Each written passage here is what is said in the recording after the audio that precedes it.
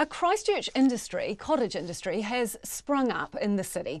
Entrepreneurs have been buying up uninsurable quake-damaged homes, fixing them up so they can be insured again, and selling them on, often for a tidy profit. Some repairs don't even require a building consent, with the council able to provide an exemption for as little as $500, as long as an engineer is happy to sign off on the work. Colin Young says if insurers, he's asking if insurers who originally said these homes were uneconomic to repair and paid out six-figure sums to claimants have dropped the ball. Colin Ashby pioneered the buying and fixing of written-off homes when he moved his structural engineering practice to the city from Warkworth soon after the February 2011 earthquake and was looking for somewhere to live. We bought it for $236,000 and it's now valued at over $650,000. And how much did you end up spending to fix it up? Well, I had a mate of mine who was a builder up in Warkworth, and I paid for him to come down for a month and give me a hand, and we rolled the carpet up and found a magic glue to glue the cracks up. It's modified urethane, and it cost me 10 grand to fix up this written-off house. The woman he bought the home off, who had already been paid out by her insurer for its full replacement value, told her neighbours there was a man from the North Island happy to take their quake-damaged homes off their hands. We now own 4 houses in that street. 4 houses that were written off? Yeah, that's 4 houses that were written off or deemed to be uneconomic to repair. But, they were repairable. So how was an engineer able to carry out often relatively simple repairs and get 5 homes reinsured when the insurance companies said they were uneconomic to repair?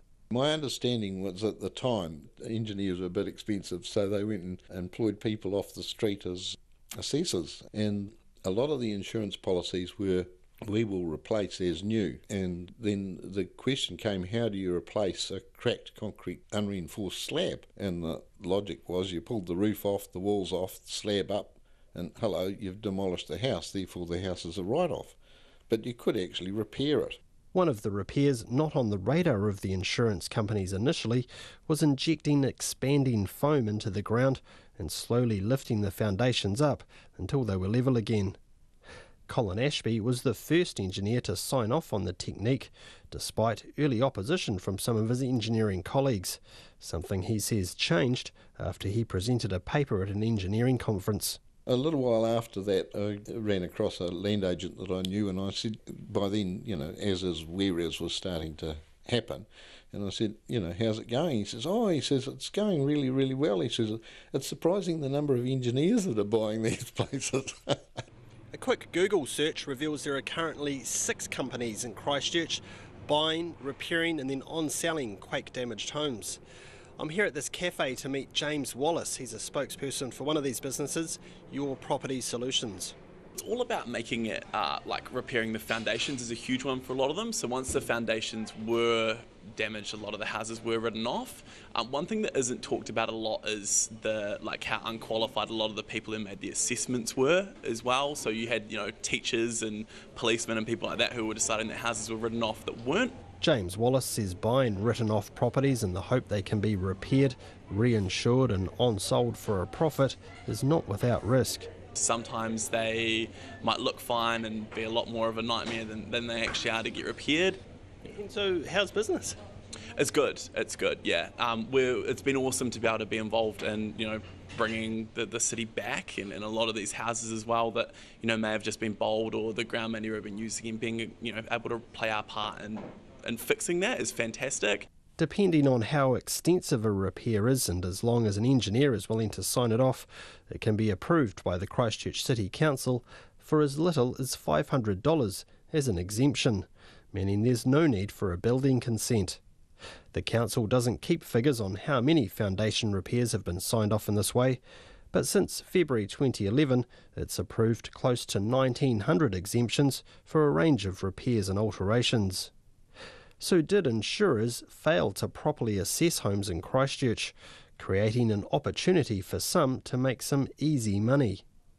Tim Grafton from the Insurance Council rejects this.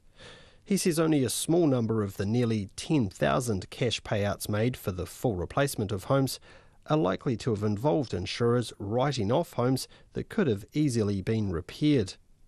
Mr Grafton says experienced loss adjusters, engineers and other experts are employed by insurers to help them determine the loss a policyholder has actually incurred. They would then make a determination around the offer to the customer. That is the standard process. Yeah, but that is the standard process. But as you said, these were extraordinary times, and especially in the early phases after the quake. Was there a shortage of those experienced loss adjusters doing these assessments early on? Oh, look, there was a huge demand on loss adjusting expertise. So, yeah, the system was under pressure throughout that time. And could that explain how some of these places were maybe incorrectly assessed initially? That would be pure speculation on your behalf. There's no record of how many as-is, where-is homes could have been sold since the quakes, but a well-placed source told RNZ it could be anywhere between 1,500 and 2,500. And with roughly 3,000 yet to settle their claims and an unknown number of botched EQC repairs still to come, there's likely to be no shortage of properties ready to be snapped up by those wanting to make a quick buck. Kei oto tahi ahau, mō te hōtaka o te ahi nei, ko Colin tēnei.